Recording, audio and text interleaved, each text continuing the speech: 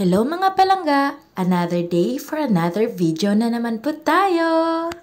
So ayun nga mga palangga, so for today's video is maaga nga po tayo nagising ngayon. So ngayong araw nga pala is half day lang po tayo mga palangga. So maagang makakauwi si Meme para magbardagulan na naman kami ng aking palangga na si Baby JC.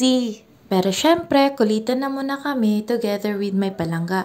Alam nyo ba, ito yung part na ang hirap bilang isang mama, yung maiwan mo yung anak mo habang ikaw nagtatrabaho. Pero carry lang yan palangga ko, para naman sa atin to at para sa future mo, ang laban na to. Ho, laban na to? Ano daw? Hay nako mga palangga, kung ano-ano lang itong mga sinasabi ko. So heto nga't nag-aayos na ako, nag-aalis na ako ng mga mute dyan mga palangga. Pero bago ang lahat, syempre magdadasal muna tayo para magpasalamat sa ating Panginoon. Thank you Lord for another day. So ayun nga, nakabangon na kami dalawa ng aking palangga na si Bebe JC. So ayun, kita mo, kala mo naman asawa ni Tarzan.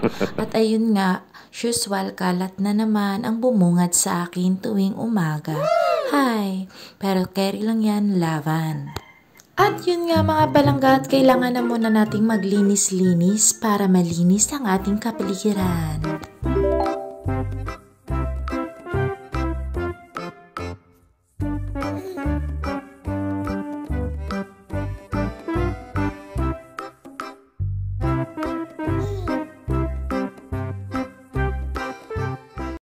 At ayun nga mga palangga, at natapos na naglinis si Meme. So ayun, loving-loving na muna kami dito na part ng aking palangga na si Bebe Jessie bago ako maligo. So ayan, pinapabless ko nga siya.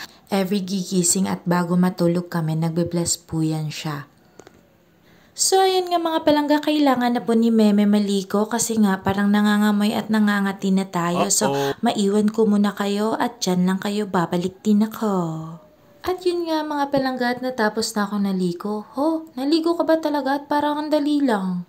Naligo po yan mga palangga pero di lang halata. Cheers! So ayun nga palangga, at aalis ng aking asawa. So babay papa, ingat ka po, God bless.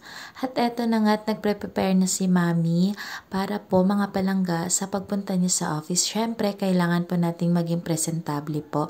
So ayun, medyo lalagyan natin ng kolorete ang ating mga muka para matakpan ang mga nakaraan na masasakit sa atin. Cherise, may paganon? Yes. So, ayun nga mga palanggat, naglalagay na nga ako dyan. So, ito pong gamit ko pala ay brand ng O2O po ito. Ito po ata yung primer nila. Correct me if I'm wrong. So, ayun nga mga palanggang, nakakaganda lang dito is para po siyang nakaka-glass skin. Glass skin? So, diba, yun yung mga gusto natin, mga Koreana look. Koreana na naman! Ano ba yan? Cherries lang mga palangga. So, by the way pala mga palangga, mayroon po akong brand na ipapakita sa inyo. Ito po, akala nyo po ballpen, diba? Hindi po yan ballpen. Alam nyo ba na meron na black eyeliner, lipstick, white eyeliner, at pangkilay. Wow! Pak na pak po ito sa mga mahilig mag-makeup dyan. Sa mga gusto pong magtanong kung saan ko ito nabili, mag-comment lang po kayo at sasabihin ko po sa inyo kung saan. So ayun nga mga palanggat, nagsasample na po ako dyan. Syempre maglalagay tayo ng lipstick sa ating mga labi para naman hindi tayong mukhang patay. At ang ganda lang naman ng lipstick na to mga palangga kasi parang no lipstick makeup po kumbaga. Ha? Ano daw? Meron pa ganon? Ito naman mga palangga yung black eyeliner nila. So ayan po. Ang ganda lang talaga ng product na to kasi di mo na kailangan magdala ng marami.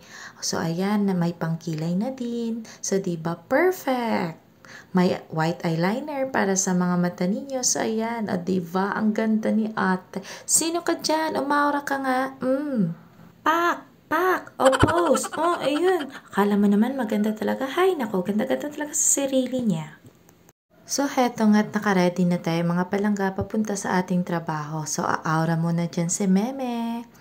Ayan. So, heto, kukunin ko na yung shoes na regalo ng aking papa. Wow! Thank you po, pa! So, heto na nga tayo mga palangga sa pinakamahirap na part. Ito yung pinakamahirap na part kapag pumupunta ako sa trabaho kasi kailangan ko magpaalam sa aking palangga na si JC. Ayan, iiyak-iyak pa yan. Ewan ko nga ba sa bata na to, mamas boy talaga. So, bye-bye palangga. See you later! So, ayan nga mga palanggat, papunta na po ako sa aking trabaho. So, ayan. Ito pala yung bahay namin mga palangga. So, ayan nga at naglalakad na ako papunta sa aking trabaho. So, ingat kami me. Ito, nirarushes ako. Pero dahil mahirap lang tayo, kagidra na.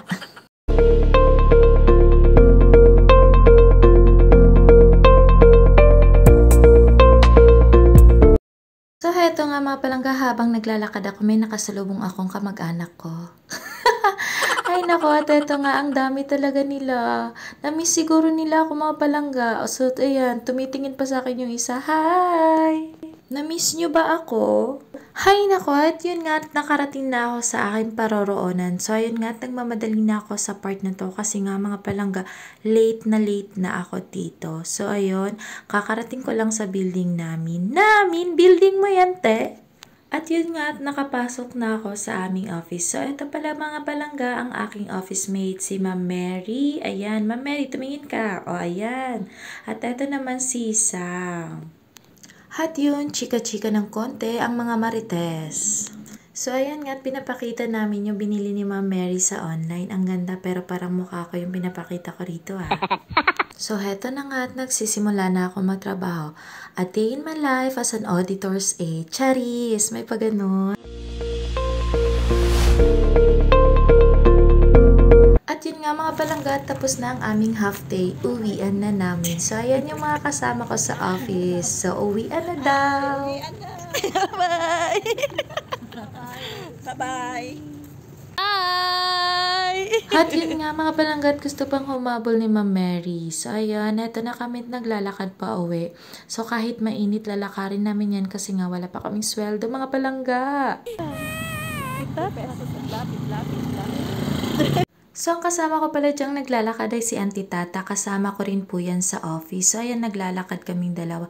So, heto nga at nag-iisa na lang ako. Habang naglalakad nga ako, ang init talaga guys. Parang kinakain yung katawan ko. Kinakain? Ano kapag kain? Pero yun nga guys, parang kumukurot talaga siya papunta sa loob ng balat mo. Ang init. Sobra talaga. Kaya kayo dyan, huwag nyo talagang kalimutang uminom ng maraming tubig. So, ayun nga mga palangga at palakad-lakad pa rin tayo. Grabe mga palangga, sobrang init.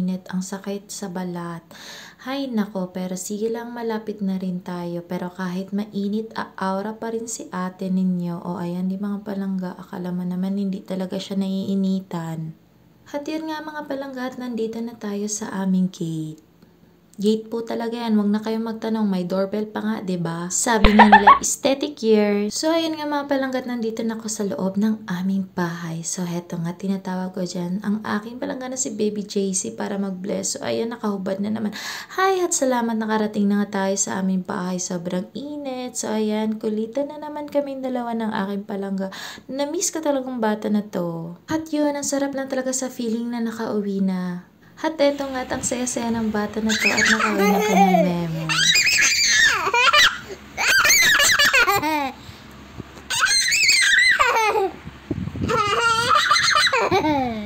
Happy ka? Uwi na si mama? Happy siya! Nag-uwi na si mama! Happy ka?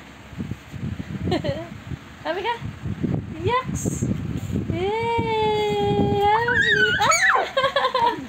Aday, mapanakit ka ba eh? So, yun yung mga palangga, hanggang dito na lang muna.